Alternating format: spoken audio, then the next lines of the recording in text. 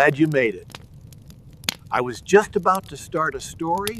Stay close. There's a lesson in this one. Let me tell you a story about one of the greats.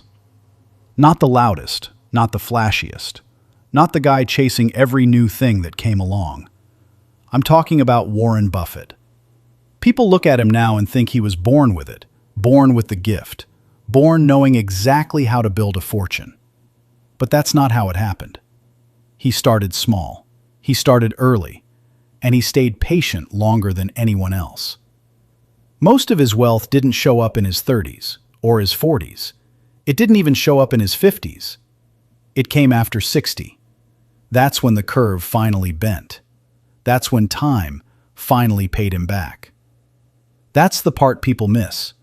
Buffett wasn't chasing greatness. He was building it, brick by brick, year after year. He didn't rush. He didn't panic. He didn't quit. He just kept going. And time did the rest.